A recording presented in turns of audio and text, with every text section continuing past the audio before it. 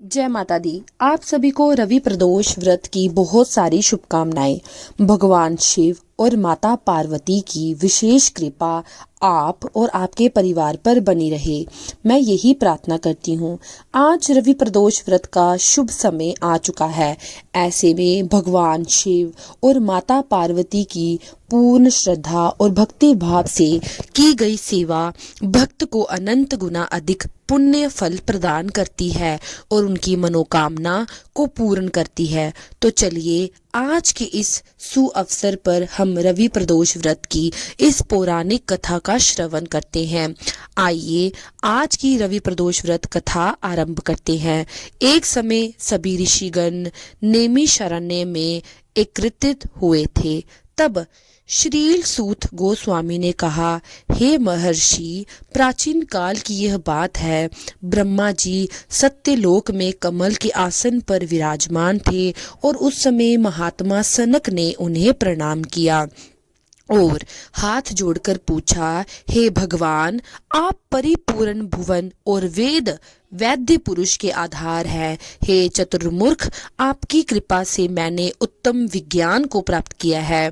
पृथ्वी पर सभी शिवलिंगों में से जो परम शुद्ध, दिव्य और अनंत महिमा मंडित है, जिसका नाम स्मरण मात्र करने से सभी पाप नष्ट हो जाते हैं और जो सदैव मनुष्यों को भगवान शिव का सारूप्य प्रदान करता है, जो अविनाशी है, जो समस्त लोकों के आधार और भगवान शंकर का तेज है, जिनके दर्शन से समस्त जीव कृतज्ञ हो जाते हैं। कृपया ऐसे शिवलिंग की महिमा का मुझे उपदेश दीजिए।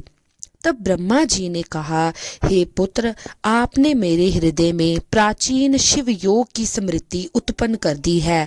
आपके प्रति आदर भाव होने के कारण मैंने उस योग का ध्यान और स्मरण भी कर लिया है। आपकी विशेष तपस्या के प्रभाव से मेरे मन में परम शिव भक्ति जागृत हो गई है, जिसने क्षण भर में ही मेरा हृदय अपनी ओर आकर्षित किया है। जो भी मनुष्य परम शांत भगवान सदा शिव के प्रति भक्ति में वृद्धि करता है, वह अपने चरित्रों से संपूर्ण जगत को पवित्र करते हैं। शिव भक्तों से वार्तालाप, निवास, उनके दर्शन और स्मरण, ये सभी पापों का नाश करने वाले हैं। जिस प्रकार सभी के पापों का निवारण करने वाले अविनाशी, शाश्वत और अद्भुत शिव तेज अतीत में प्रकट हुए थे, वो वृतांत सुनो। एक समय मेरे और भगवान विष्णु के सामने अग्नि का एक स्तंभ प्रकट हुआ। वह सभी लोकों को पार करते हुए ऊपर से नीचे तक फैला हुआ था और सभी तरफ आग ही जल रही थी। ना तो उसका कोई आदि था और ना ही अंत, और वह सभी दिशाओं में व्याप्त था। मैंने भगवान शिव के उस तेजोमय रूप को देखकर भक्ति पूर्ण मन से मानसिक रूप से उनकी पूजा की और अपने 4 मुखों से वेद मंत्रों का उच्चारण करते हुए उनकी स्तुति करने लगा। मैंने उनकी स्तुति करते हुए इस प्रकार कहा, हे प्रभु, उस परम महान शिव को नमस्कार है जो संपूर्ण जगत की उत्पत्ति का एकमात्र कारण है। हे प्रभु, जिनसे सब कुछ प्रकाशित हो रहा है, वैसे आपको नमस्कार है। हे शंभु, आपका ये विश्वव्यापी तेज सर्वत्र प्रकाश फैला रहा है, लेकिन जो आपकी कृपा से वंचित है वे इसे देख नहीं सकते। जो जन्म से अंध है वो सूर्य को नहीं देख सकता। वह स्वयंभू शुद्ध लिंग आध्यात्मिक दृष्टि से देखने योग्य है। आपके भक्त अनुभूति करते हैं कि वे अंदर और बाहर हर स्थान पर विराजमान है। जिस प्रकार दर्पण अपना प्रतिबिंब स्वयं धारण करता है, उसी प्रकार योगी अपने अंत कारण में आपके इस तेजोमय तेज को देखता है। भगवान शंकर की अनंत शक्ति सूक्ष्म से भी सूक्ष्म है और वह शक्ति भी मुझे में विलीन होती है। अतः मुझसे ऊपर कोई नहीं। अनु भी आपकी कृपा से निश्चय महान हो जाता है, क्योंकि ये आपकी कृपा का पात्र बन जाता है। हे भगवान, आपसे जुड़ा हुआ मन एक क्षण के लिए भी आपसे अलग नहीं होना चाहता। फिर किसकी प्रेरणा से मेरी वाणी आपकी महिमा का वर्णन करने लगी है। हे महादेव, आप समस्त लोकों में सर्वश्रेष्ठ हैं, अतः आप मुझ पर प्रसन्न होइए। मैं आपको आपके चरणों में दंडवत प्रणाम करती हूँ और इस भक्त को अपेक्षित कार्यों पर नियुक्त करने की आज्ञा दीजिए।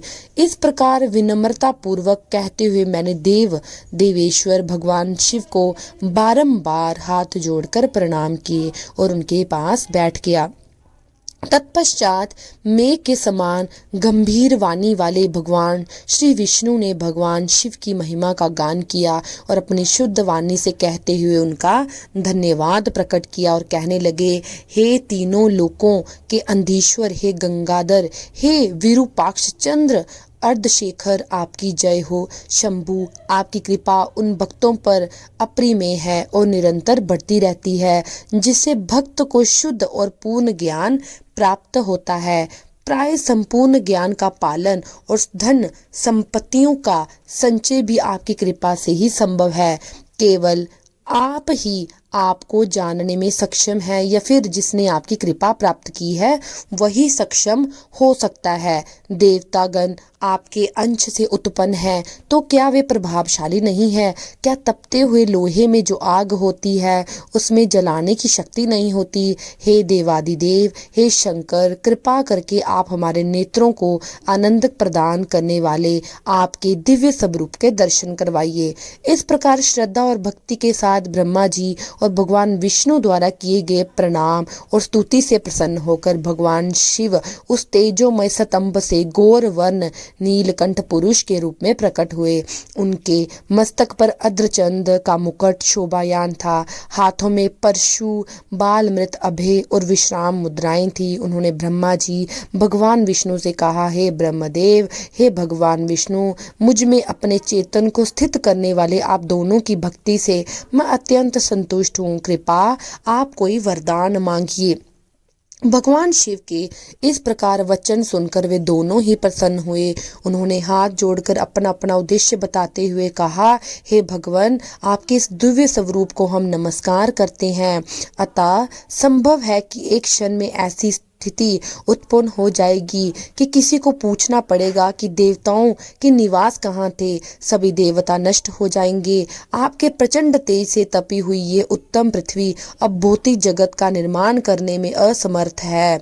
अतः संपूर्ण विश्व को आशीर्वाद देने के लिए कृपा अपने इस तेज को समेट लीजिए और अरुणाचल के नाम से एक अचल लिंग बन जाइए। जो भी मनुष्य आपके इस अरुणाचल नामक ज्योतिर्मय स्वरूप को श्रद्धा पूर्वक प्रणाम करेगा, उसे देवता भी विशेष सम्मान देंगे। हे अरुणाचल, आपकी शरण में आकर सभी मनुष्य धन, भाग्य, महत्व और यहाँ तक कि काल पर भी विजय प्राप्त करते हैं। इस प्रकार की स्तुति सुनकर भगवान शिव ने तथास्तु कहा, उन्हें वरदान की दिया। और फिर भगवान विष्णु ने अरुणाचल पति शिव जी से प्रार्थना करते हुए कहा, हे करुणा निधान, आप प्रसन्न होइए। अरुणाचलेश्वर प्रसन्न होइए। हे महेश्वर, आपकी उपस्थिति यहाँ पर सभी लोगों के लाभ हेतु है। जो भी मनुष्य आपकी पूजा करेंगे वे निर्दोष और कृतज्ञ होंगे। जो अनेक प्रकार के उपहारों, पूजन सामग्री से आपकी पूजा करवेंगे वे निश्चय ही चक्रवर्ती राजा होंगे और तुरंत सभी प्रकार के पापों से मुक्त हो जाएंगे। यहाँ तक कि जिन 4 महासागरों ने सभी लोगों को जल में प्रलय में डुबो दिया था, वे भी इस अरुणाचल के निकट की भूमि को स्पर्श नहीं कर पाए थे। तो यह थी आज की हमारी पुरानी कथा। मैं आशा करती हूँ ये कथा आपको अच्छी लगी होगी और हमारे शास्त्रों से ली गई इस प्रमाणभूत कथा का श्रवण करने से मनुष्य के समस्त पाप नष्ट हो जाते हैं। भगवान शिव की विशेष कृपा होती है और इस व्रत का उल्लेख हम अपने वैदिक ग्रंथों से प्राप्त होता है। अगर आज की कथा का श्रवण करके आप पुण्य फल के भागी हुए हैं तो इस वीडियो को लाइक कीजिए। इस पुरानी कथा शास्त्र में होगी से मैंने ली हुई है, तो इस कथा को अंत तक जरूर सुनिए और चैनल को लाइक, शेयर, वीडियो को सब्सक्राइब जरूर कीजिए और कमेंट सेक्शन में हर हर महादेव जरूर लिखिएगा। भगवान शंकर, भगवान माता पार्वती और भगवान विष्णु आपके आज के दिन को मंगलमय बनाए। हर हर महादेव।